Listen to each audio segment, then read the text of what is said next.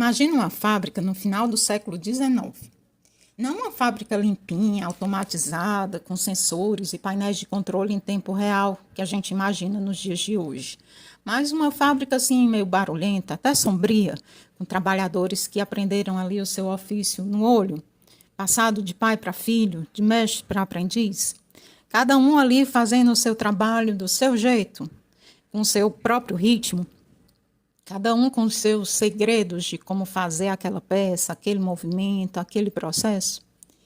Sabe que falando assim, de pai para filho, de mestre para aprendiz, parece até poético, mas tinha ali um problema enorme. Ninguém sabia qual era a melhor forma de fazer nada. Não existia padrão. Um trabalhador produzia o dobro do outro fazendo a mesma tarefa e ninguém entendia direito por quê. Os donos das fábricas não tinham controle real do que acontecia no chão de produção, não. E os trabalhadores, muitas vezes, controlavam o ritmo de trabalho de acordo com seus próprios interesses, que nem sempre eram os da empresa. O que se via com frequência era o que mais tarde um estudioso dos processos chamaria de vadiagem sistemática. Não por preguiça, mas por uma lógica coletiva. Se eu produzo mais, a empresa vai me cobrar mais pelo mesmo salário. Então, eu produzo devagar. E todo mundo deve produzir devagar junto. Era o caos produtivo da industrialização. E foi nesse contexto, nesse mundo de fábricas crescendo sem método, de trabalhadores sem treinamento sistemático, de gestores sem ferramentas para entender o que acontecia, que surgiu um homem com um cronômetro na mão e uma obsessão por eficiência. Seu nome? Frederick Winslow Taylor. E o que ele fez mudou o mundo do trabalho para sempre. É importante que se diga, mudou o mundo do trabalho para sempre, para o bem e até para o mal.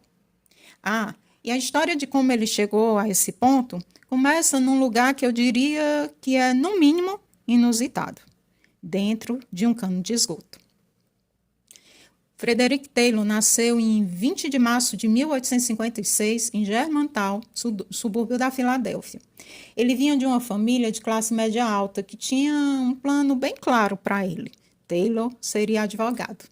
E Taylor seguiu esse caminho até os 18 anos, até que problemas de saúde o afastaram dos estudos. Foi então que ele tomou uma decisão que mudaria a sua história e a história da administração. Decidiu virar aprendiz de mecânico. Passou 4 anos ali, aprendendo o ofício no chão de uma fábrica, entre o barulho das máquinas. Taylor foi admitido como operário na Midway Steel Company, uma das maiores siderúrgicas da época. Isso é importante de ser dito. Taylor não era um teórico de gabinete. Ele, sim, viveu o chão de fábrica, conheceu por dentro a lógica dos trabalhadores, as estratégias de resistência, o que os motivava e o que os desacelerava.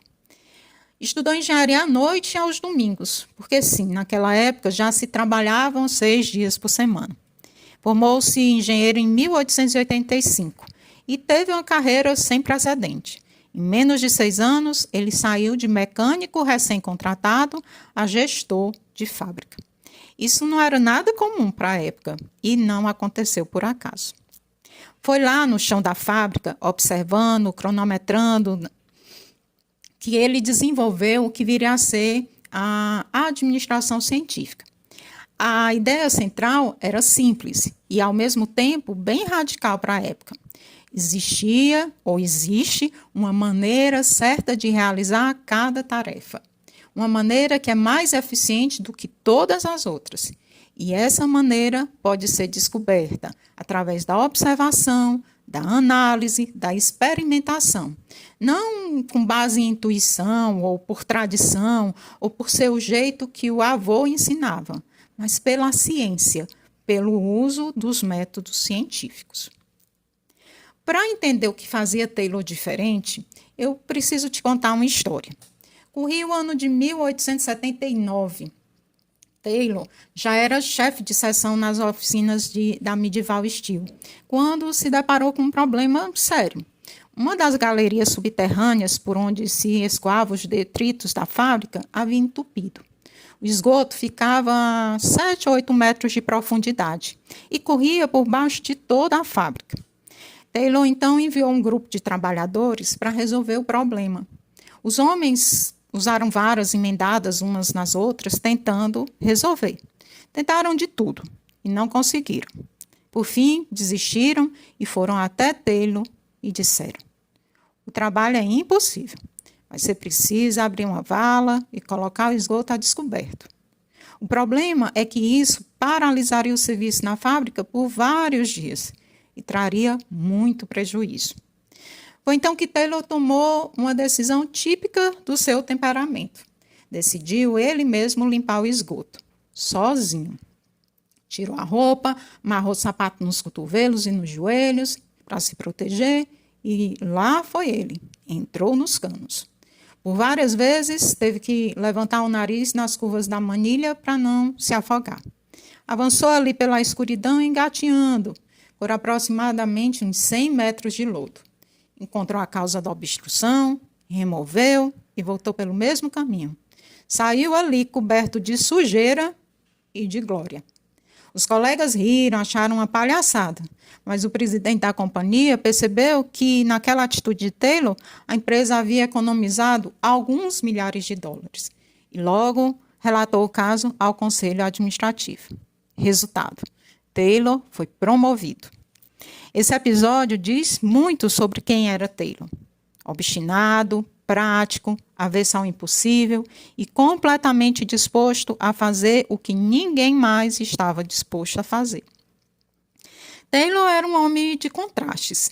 Ele era metódico ao ponto da obsessão. Sim, conta-se que ele contava os seus passos para encontrar a rota mais eficiente para caminhar. Sofria de insônia e desenvolveu o hábito de dormir sentado para evitar os pesadelos que tinha quando deitado. Era perfeccionista, controlador.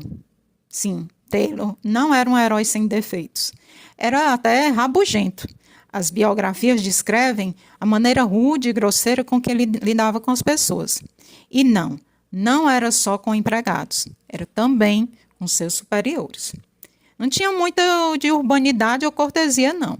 Ele era o tipo de pessoa que hoje, provavelmente, teria dificuldades com RH. Mas Taylor tinha uma inteligência analítica fora do comum e uma determinação que, como eu já disse, beirava a obsessão. Foi essa combinação que produziu, ao longo de 30 anos de estudos científicos, a administração científica. E mais, Taylor tinha uma visão do trabalhador que hoje nos parece francamente problemática, mas que na época era quase progressista em comparação com o que existia. Porque Taylor, ao contrário do que muitos donos de fábrica da época acreditavam, Taylor acreditava que o trabalhador deveria ser remunerado de forma justa pelo seu trabalho. E ele propôs, então, o salário por produção. Quem produz mais, ganha mais. Isso era novidade. Claro que tinha problemas, e nós vamos falar deles mais na frente, mas havia ali uma lógica de reciprocidade que antes não existia. Em 1911, Taylor publicou aquilo que se tornaria sua obra mais influente, Princípios de Administração Científica. O livro foi um fenômeno, traduzido para dezenas de idiomas, lido por industriais, governantes, intelectuais em todo o mundo. Lenin chegou a elogiar o Taylorismo como modelo para a industrialização soviética, acredita? Henry Ford o adotou e levou para outro nível. O impacto foi global e duradouro. E a gente vai entender por quê. Mas é importante dizer que o método de Taylor, descrito no livro, também encontrou muita resistência. Uma resistência enorme, especialmente dos sindicatos, que acreditavam que o novo sistema seria contrário aos seus interesses. Mas acabou vencendo essa resistência, não por ser melhor que os sistemas anteriores, mas por ser muito, muito, muito melhor. Os empregados trabalhavam menos e produziam muito mais.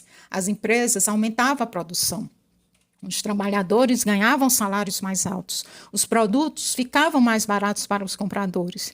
Era o que hoje chamaríamos de ganha, ganha, ganha. Parece até mágica, mas era apenas ciência. Então, o que foi que Taylor propôs exatamente? Eu vou destrinchar aqui os princípios centrais da administração científica, não como uma lista de memorização, mas tentando apresentar o problema que cada um deles tentava resolver. O primeiro princípio é a substituição do empirismo pela ciência. Antes de Taylor, o trabalho era feito com base na experiência acumulada, no saber tácito, no jeito que sempre foi feito. Taylor propôs substituir isso pelo estudo científico do trabalho.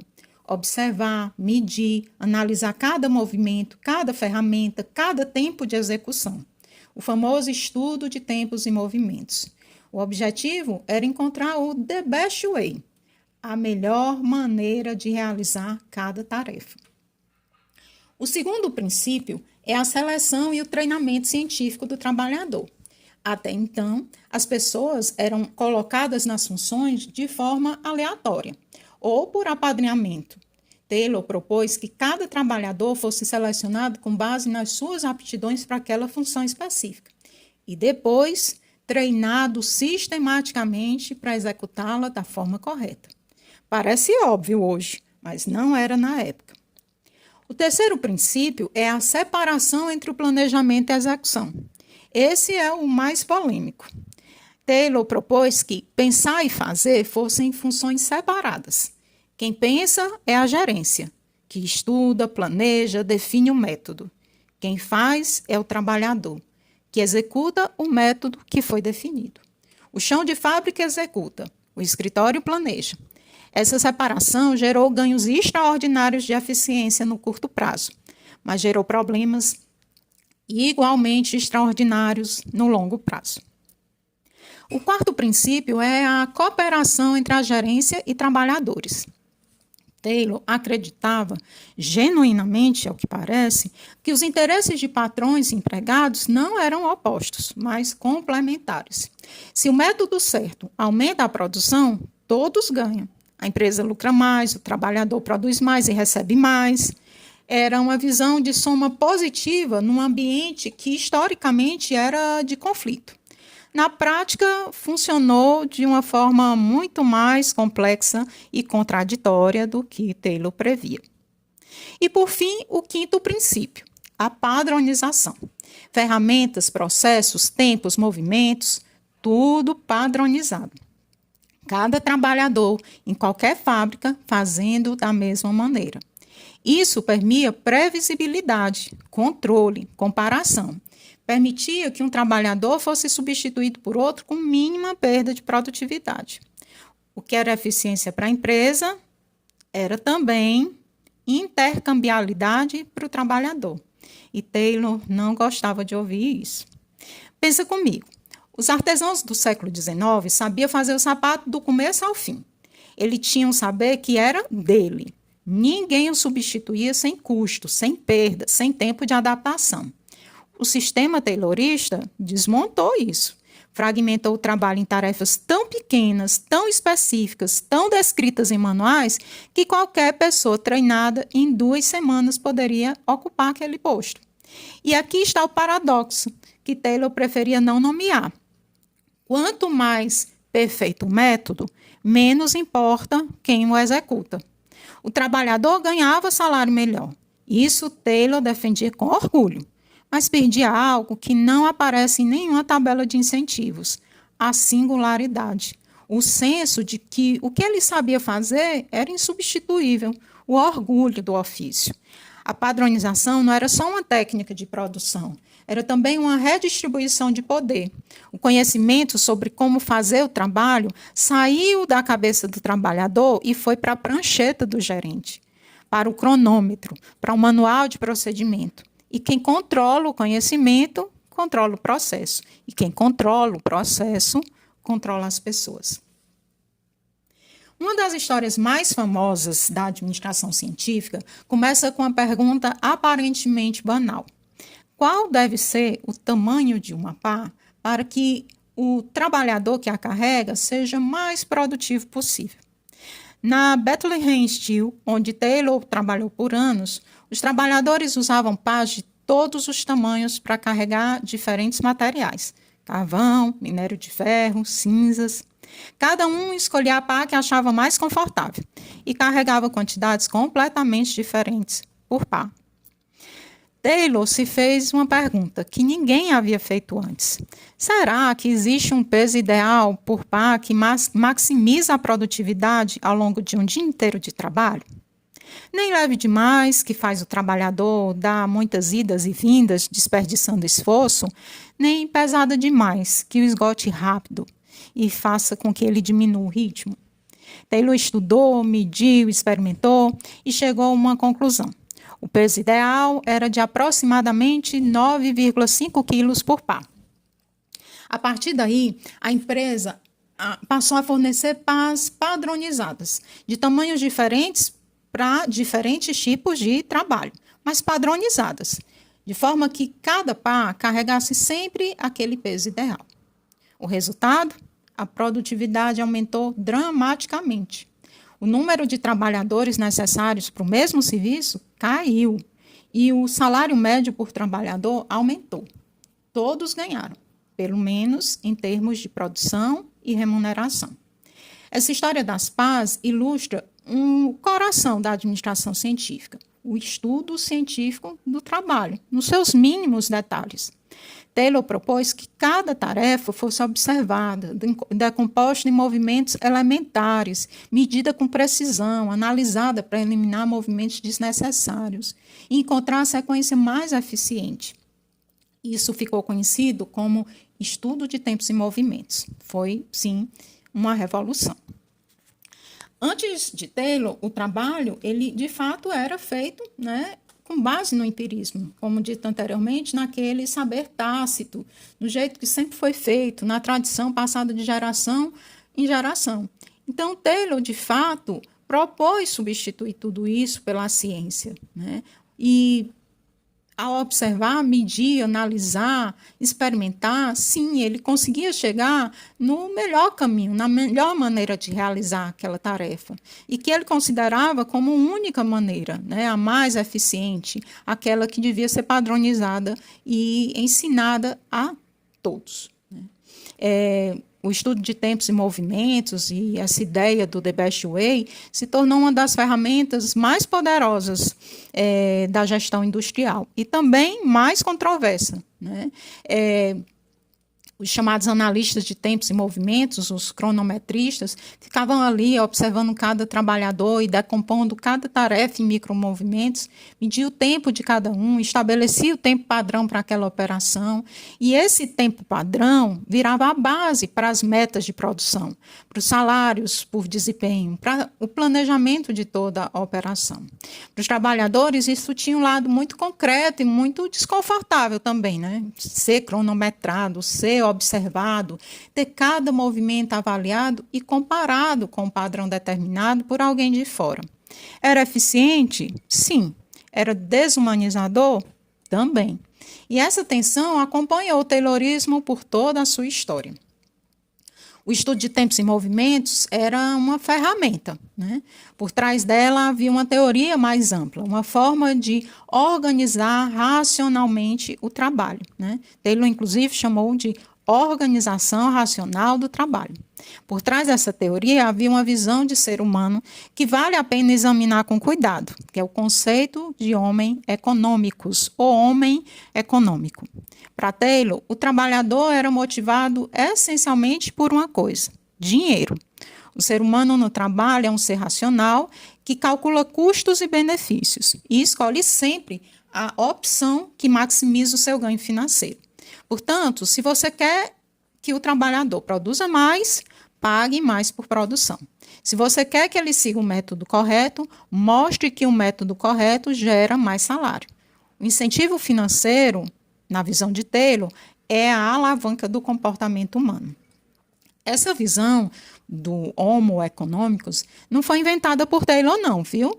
Ele herdou do pensamento econômico clássico de Adam Smith e de outros economistas. Mas Taylor a colocou no centro da gestão de pessoas de uma forma que influenciou décadas de práticas organizacionais. E ela tem uma lógica interna que não pode ser simplesmente descartada. Dinheiro importa. Remuneração justa importa. Incentivos financeiros funcionam em muitos contextos. O problema é que o ser humano não é só econômico. Ele é também social, é emocional, é criativo, é político. Ele quer reconhecimento, quer pertencimento, quer sentido. Quer ser tratado com dignidade, não como uma engrenagem otimizada. E quando essas necessidades são ignoradas, como o Taylorismo ignorou, aparecem problemas que os experimentos de um outro pensador, chamado Elton Mayo, viriam a revelar anos depois. A gente volta mais na frente, em um outro episódio, falando desse senhor. Mas voltemos por hora à organização racional do trabalho. Taylor ele propôs que o trabalho ele fosse reorganizado com base nos princípios fundamentais que iam além do estudo dos tempos e movimentos, né? A análise do trabalho, o estudo dos tempos e movimentos é o primeiro ponto da organização racional do trabalho, né? Que nós já vimos discutindo. O segundo ponto dessa organização racional do trabalho é o estudo da fadiga humana. O Taylor reconhecia que o trabalhador se cansa. Então, períodos de descanso adequados aumentam a produtividade total. Era uma visão fisiológica, viu? Não humanista. Mas ainda assim era uma consideração que antes não existia. A terceira lógica, o terceiro princípio da organização racional do trabalho é a divisão do trabalho e a especialização da tarefa. Cada trabalhador deveria fazer uma coisa, a mesma coisa, repetidamente, de forma cada vez mais eficiente. Quanto mais especializado, mais preciso e mais rápido ele seria. Isso criou um nível de eficiência sem precedentes na produção industrial.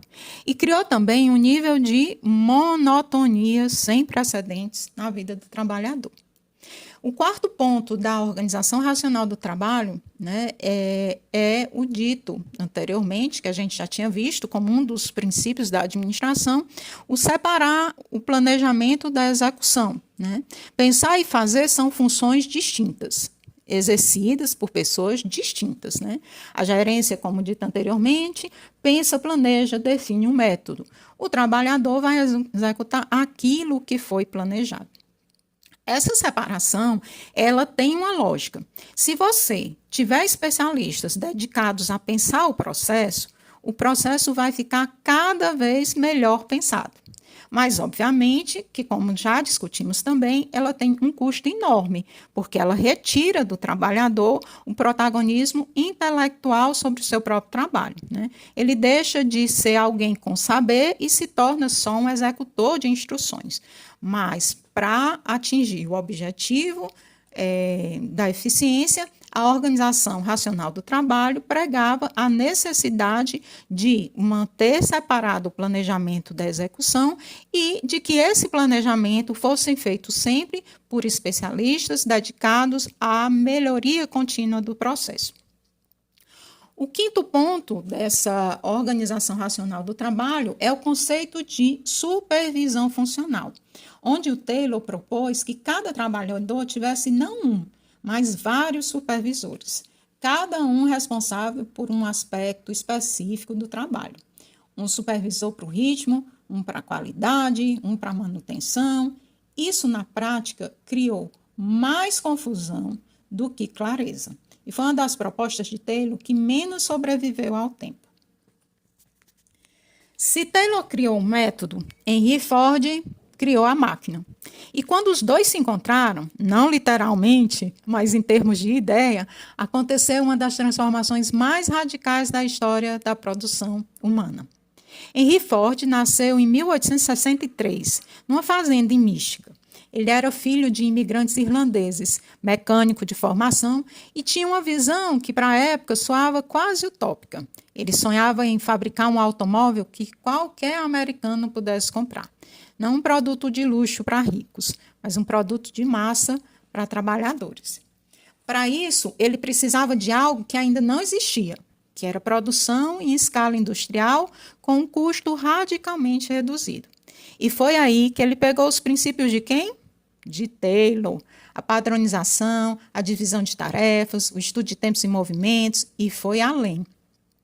Em 1913, na fábrica de Highland Park, Ford introduziu a linha de montagem móvel, a esteira. Antes da esteira, um trabalhador ele se movia pela fábrica para montar o carro. Com a esteira, o carro se movia pelo trabalhador. Cada operário ficava fixo num ponto e realizava uma única operação, repetidamente, incessantemente, no ritmo ditado pela velocidade da esteira. O tempo de montagem de um Ford T caiu de mais de 12 horas para menos de 2 horas. E se o tempo de montagem caiu, adivinha? O custo caiu pela metade e a produção explodiu. Ford também inovou na gestão de pessoas, de uma forma que poucos costumam lembrar. Em 1914, ele anunciou o $5 Day, o salário de $5 por dia, quase o dobro do praticado no mercado. A lógica era simples e brilhante. Se eu pago bem, eu vou atrair os melhores trabalhadores. E vou reduzir a rotatividade, que era altíssima por causa da monotonia do trabalho. E de quebra, eu ainda crio consumidores para o meu próprio produto. Sim, os trabalhadores da Ford podiam comprar o Ford T. Era o capitalismo pensado de forma sistêmica. O Fordismo, como ficou conhecido esse modelo, se espalhou pelo mundo, não só na indústria automobilística, mas acabou tendo suas adaptações em restaurantes, fast food, em hospitais, em bancos, em call centers. Onde quer que você veja um processo altamente padronizado, repetido, com cada pessoa fazendo uma pequena parte de um todo, você está vendo o legado de Ford e Taylor até hoje. Agora, eu preciso falar das críticas, porque seria desonesto da minha parte apresentar Taylor e Ford como heróis sem sombra. O Taylorismo e o Fordismo geraram ganhos extraordinários de produtividade e geraram também custos humanos que não podem ser ignorados. A crítica mais fundamental é a visão de ser humano que está no centro desse modelo. Para Taylor, o trabalhador era essencialmente um instrumento de produção, que precisava ser selecionado corretamente, treinado corretamente, incentivado financeiramente. Motivação era salário, eficiência era movimento certo, na velocidade certa. O que o trabalhador pensava, sentia, desejava, além do dinheiro, não estava no modelo. Era uma variável irrelevante, e isso tinha consequências. Na linha de Ford, o custo humano chegou ao extremo. A monotonia era de partir o espírito. O trabalhador poderia passar anos, décadas, apertando o mesmo parafuso, no mesmo lugar, no mesmo ritmo, milhares de vezes por dia. Sem variação, sem criatividade, sem senso de obra completa. Charlie Chaplin imortalizou essa realidade no filme Tempos Modernos, de 1936. Um filme que, se você ainda não assistiu, deveria assistir. É uma sátira, uma comédia, mas é também um documento histórico de uma desumanização muito real. A segunda crítica diz respeito à separação entre o pensar e o fazer. Ao concentrar o planejamento na gerência e reduzir o trabalhador à execução, sim, o Taylorismo criou organizações onde o saber ficava sempre em cima e o fazer ficava sempre embaixo. Isso funcionava num ambiente estável e previsível, com tecnologia simples, mas começou a falhar à medida que os ambientes ficaram cada vez mais complexos e que ficou evidente que quem executa tem conhecimento sobre o processo e quem planeja nunca vai ter só observando de fora. A terceira crítica é sobre o que o modelo faz com a identidade do trabalho. Antes da industrialização taylorista, um artesão tinha uma relação de autoria com o seu produto, né? Ele via o resultado do seu esforço do começo ao fim. Tinha orgulho do que produzia, controlava o ritmo e o método. Na linha de montagem, o trabalhador não vê o produto final. Ele vê o parafuso, ele vê a sua operação isolada de um todo que ele nunca toca completamente. A conexão entre esforço e resultado se perde, e com ela parte do sentido do trabalho. A quarta crítica é a que o próprio mercado do trabalho acabou fazendo na prática. A vadiagem sistemática que Taylor queria eliminar não desapareceu com o método científico. Ela só se transformou.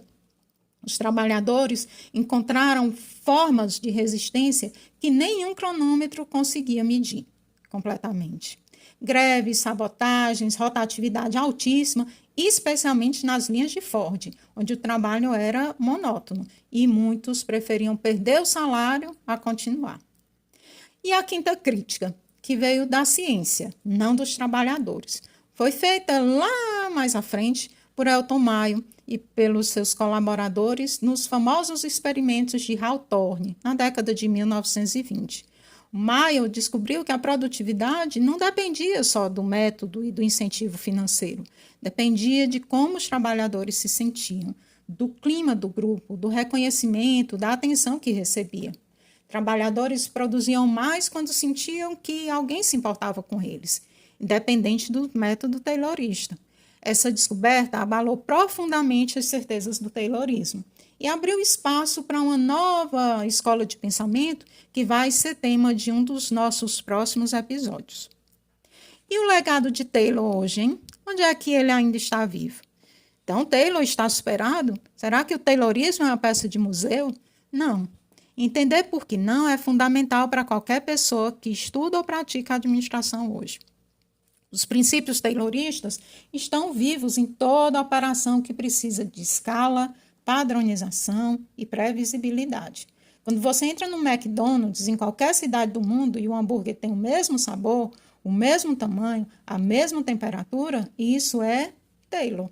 Quando você liga para uma central de atendimento e o atendente segue um script preciso com tempo máximo de chamada, isso é Taylor. Quando um hospital padroniza procedimento cirúrgico para reduzir erros e aumentar a segurança do paciente, isso também é Taylor, aplicado para salvar vidas. A gestão por processo, que está no coração de qualquer empresa que opera com consistência, é filha direta do taylorismo. Os sistemas de qualidade, como a ISO, Six Sigma, a manufatura enxuta, sistema Toyota, bebem diretamente da fonte de Taylor. A ideia de que existe uma melhor maneira de fazer as coisas e que ela pode ser descoberta através de análise sistemática não morreu. Ela evoluiu. O que mudou, e muito, é o contexto de aplicação. Taylor pensou seus princípios para trabalhadores manuais, em operações repetitivas, num ambiente que era estável. O mundo de trabalho hoje é dominado pelo trabalhador do conhecimento, aquele cujo produto principal é uma ideia, uma análise, uma decisão, uma relação. E para esse trabalhador, a separação entre pensar e fazer não faz sentido. Você não pode separar o cérebro da mão quando o cérebro é a ferramenta. Peter Drucker, que já apareceu aqui em outras das nossas conversas, foi um dos primeiros a apontar essa mudança. Ele falava dos desafios da administração do século XXI e um deles não era aumentar a produtividade do trabalho manual. Taylor já havia resolvido isso, mas ele dizia que o desafio era aumentar a produtividade do trabalho do conhecimento. E para isso, as ferramentas de Taylor não bastam. É preciso autonomia, confiança, criatividade. É preciso, paradoxalmente, fazer até o oposto do que Taylor propôs. Devolver ao trabalhador o controle sobre o seu próprio processo. Mas, e esse é um mais bem importante, viu? Isso não significa jogar Taylor fora. Significa saber quando aplicá-lo e quando não aplicá-lo. Numa cozinha industrial, num centro de distribuição, numa linha de produção de componentes eletrônicos, os princípios de Taylor ainda fazem sentido. Numa equipe de design, num laboratório de pesquisa, numa consultoria estratégica, eles podem sufocar. A sabedoria do administrador está em distinguir. Chegamos ao final do terceiro episódio, e esse foi um episódio de tanto. Foi de dentro de um cano de esgoto até o debate sobre o que ainda, né, é válido do legado de Taylor nos dias de hoje. Que dedo de prosa, hein? A gente foi fundo em Taylor. O homem que saiu de uma família abastada, entrou num cano de esgoto, saiu com a promoção e uma obsessão que mudou o mundo. Vimos o estudo de tempos e movimentos, a história das pás, que parece simples, mas é genial. O The Best Way, né, como um princípio científico e como uma limitação também. Entendemos a organização racional do trabalho, a divisão entre planejar e executar, a especialização, a supervisão funcional. Conhecemos o conceito de homem econômico e porque ele é uma verdade parcial. Vimos Ford transformar o método em esteira, o $5 Day, o Fordismo como um fenômeno global e encaramos as críticas, a desumanização, o Chaplin, os experimentos de Hawthorne e os limites de um modelo que foi pensado para um mundo que não existe mais completamente. No próximo episódio, a gente encontra Henri Fayol, um engenheiro francês, que no mesmo período de Taylor estava pensando a administração de um ângulo completamente diferente. Enquanto Taylor olhava para o chão de fábrica, Fayol olhava para a organização como um todo. E foi ele quem sistematizou as funções do administrador que a gente conhece bem: planejar, organizar, dirigir e controlar. De onde veio, porque ainda importa, e que Fayol viu, que Taylor não viu, vai ser o assunto da nossa boa prosa do episódio que vem. Se esse episódio foi útil, compartilha com quem também quer entender de onde vêm as práticas que ainda moldam o mundo do trabalho hoje. E se você tem alguém que trabalha numa organização muito taylorista, ou numa que deveria ser um pouco mais taylorista, manda também esse episódio. Acho que a conversa vai render. Até a próxima.